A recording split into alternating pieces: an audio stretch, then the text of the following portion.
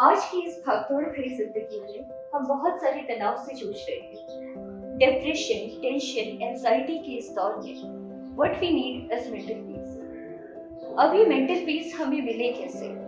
What is the right way of living? How to deal with our adolescent children? इन सारे सवालों के जवाब देने के लिए आज हमारे साथ आइडल टॉक में मौजूद हैं former IAS elite officer doctor Sanjeev Patil.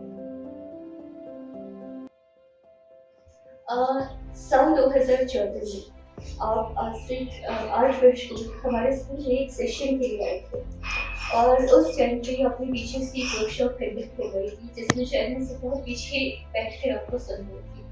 तो उस समय मैं लाइफ के बहुत ही डिप्रेस्ड दौर से गुजर रही थी और मुझे ऐसा लगा कि ऐसे मेंटर की ज़रूरत मुझे है और काश कभी कभी वो समय आएगा जब मैं आपसे इंटरेक्ट कर पाऊँगी या लाइफ के बहुत सारी चीज़ों के बारे में जान पाऊँगी, सीख पाऊँगी।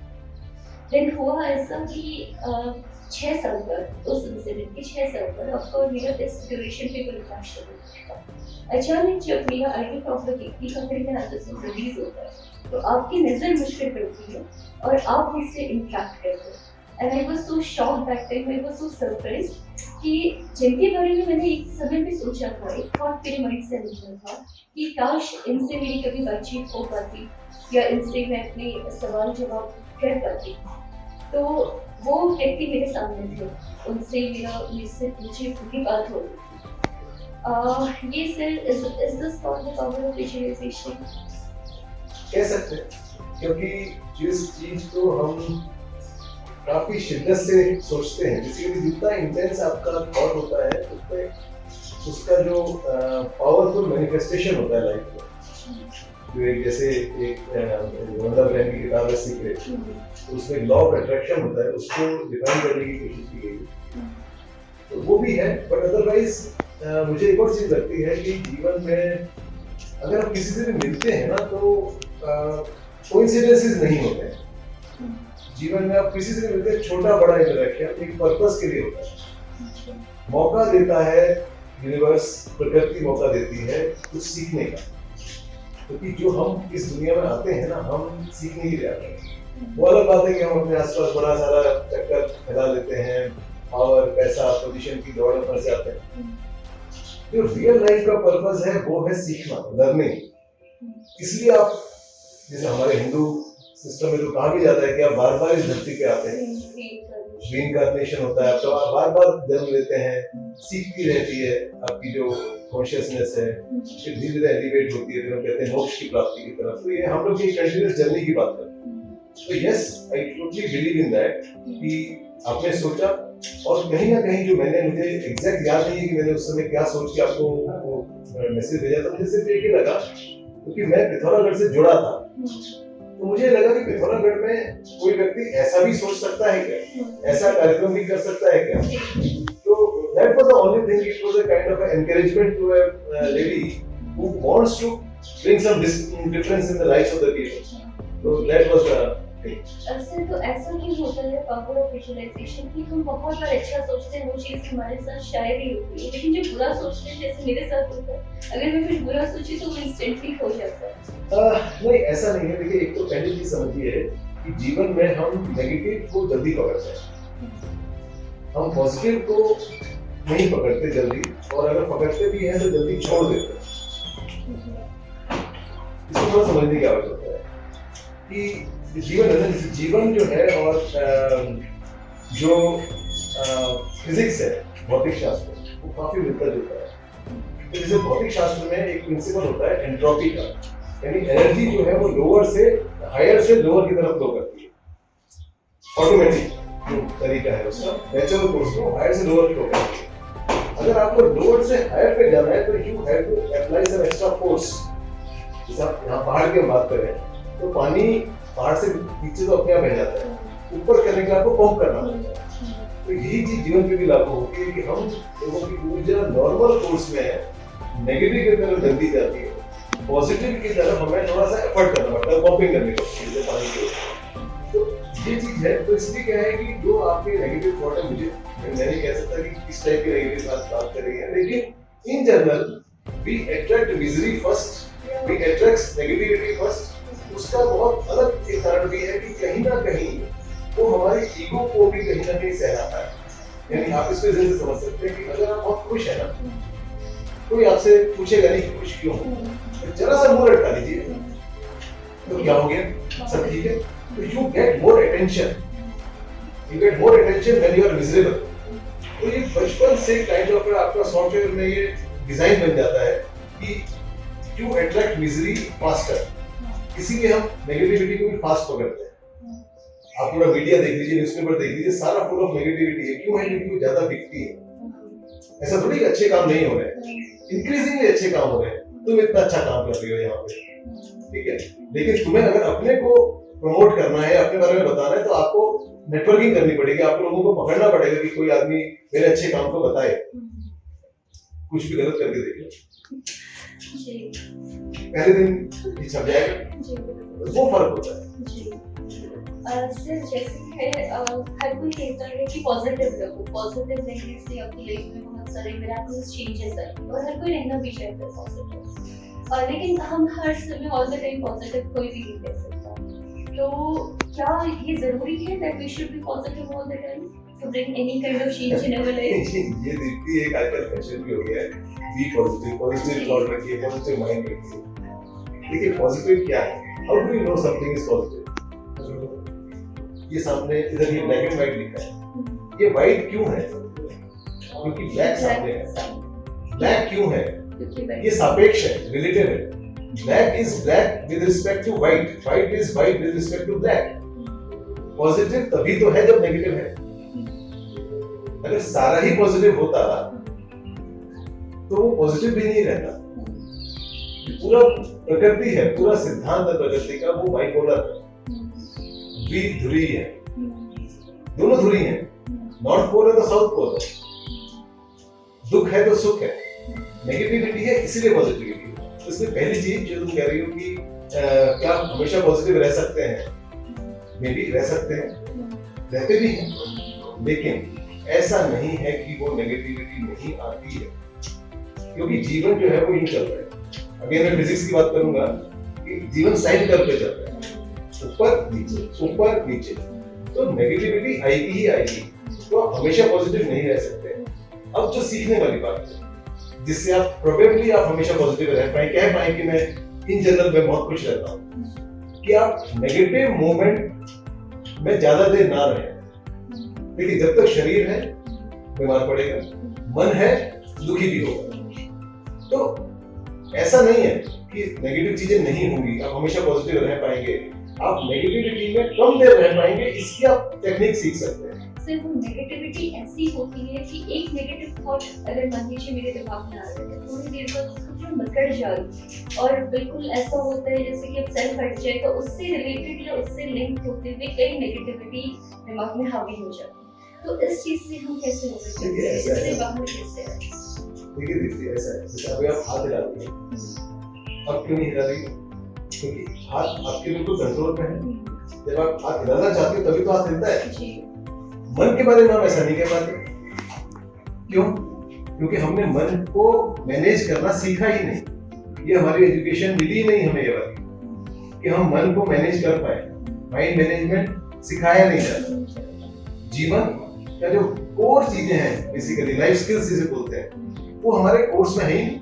ना हम स्कूल में सिखाया जाता है, ना कॉलेज में सिखाया जाता है। फिर हम ट्रायल एंड एरर से सीखते हैं, धक्के खा के सीखते हैं, चोट लगा के सीखते हैं। तो ये जो चीजें बहुत इंपॉर्टेंट है, ये सीखना कि आप अगर नेगेटिव थॉट आता है तो उस मकर जाल को ना बनने दें। देयर आर टेक्निक्स देती है जिससे आप जो नेगेटिव थॉट जैसे स्पाइरल बनता है, आप स्पाइरल में जाते हैं। देयर आर टेक्निक्स कि आप जब यहाँ से नेगेटिव थॉट स्टार्ट होता है, you can cut it here itself. There are techniques for that, वो सीखना पड़ता है। बस वो सीखोगे तो आप इमीडिएटली नेगेटिविटी से बाहर आ जाओगे। और जो समय होता है वो चल रहा है, माइंड समय की तरह चल रहा है।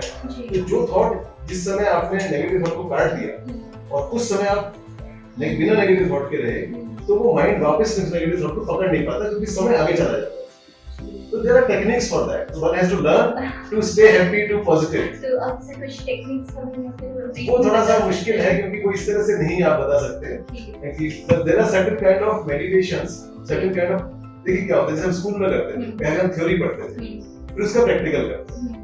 आप सीधा ही किसी बच्चे को प्रैक्टिकल लैब में नहीं ले जाते कि चलो सॉल्ट का वो करो या कोई टाइट्रेशन करो या कुछ, ऐसा नहीं होता है। पहले आप थ्योरी पढ़ते हैं, तो one needs to understand the theory, क्योंकि थ्योरी को समझने का मतलब है कि आप व्हाई को समझ रहे हैं, क्यों है ये उसको समझ रहे हैं। तो पहले व्हाई को समझना जरूरी है, अपने आप को भीतर से कन्विंस करना जरूरी है। फिर जब आप उस प्रैक्टिस को करते हैं तो वो प्रैक्टिस आपके लिए अच्छी भी होती है और उसके रिजल्ट्स भी आपकी लाइफ में फलीभूत होते हैं।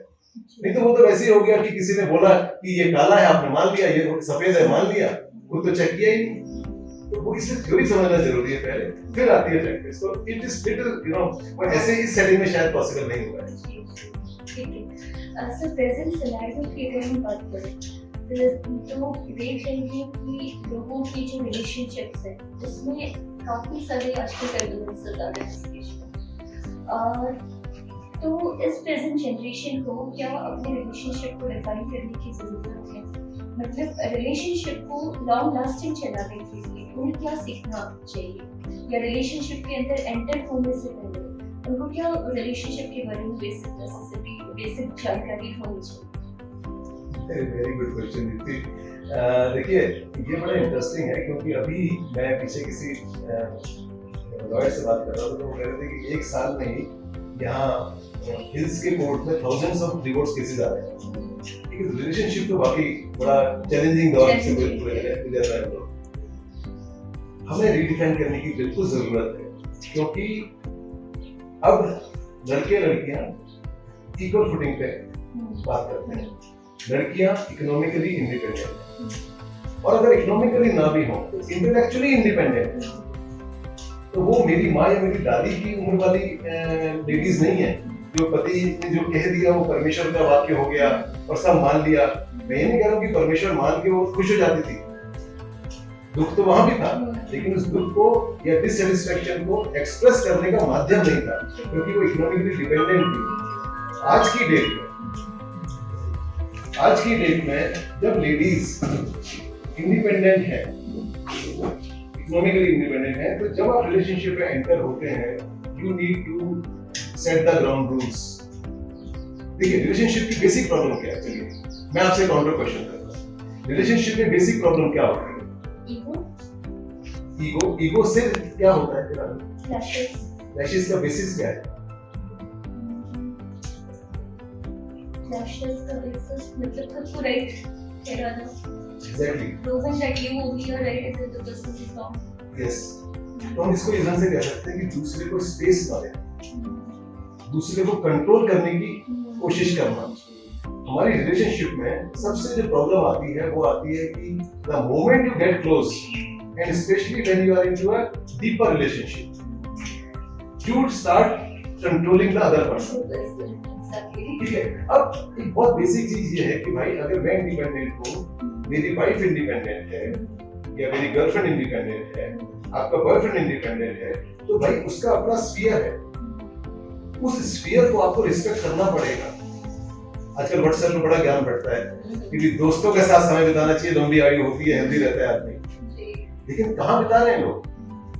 अगर वाइफ अपने दोस्तों से चली जाती है तो हस्बैंड को दिक्कत होती है, हस्बैंड अपने दोस्तों से चाहता है तो वाइफ को दिक्कत होती है। हम स्पेस तो दे ही नहीं रहे। ये जो रीडिफाइन करने की जरूरत है कि जब आप किसी रिलेशनशिप में एंटर हो रहे हैं, you have to discuss with the other person कि this is how I look at our relationship, so that the relationship does not become stifling, वो भारी ना हो, स्पेस दीजिए। देखिए रिलेशनशिप में क्यों आते हैं लोग? To grow. मैं बैचलर था तो मेरी अपने सेंस में ग्रोथ थी, फिर मेरी शादी हुई तो मेरा स्टेटस पति का हुआ, फिर मैं पिता बना, तो मेरी लाइफ में नए चैलेंजेस आए तो नई ढंग से मैंने नई चीजें सीखी। मैंने पेरेंटिंग सीखी, मैंने बेटी को बड़ा करना, उसके साथ इंटरेक्ट करना, बेटी से सीखना सीखा। मेरी बेटी मेरी टीचर भी है, मैं भी उसका टीचर हूँ, लेकिन मेरी बेटी भी टीचर है।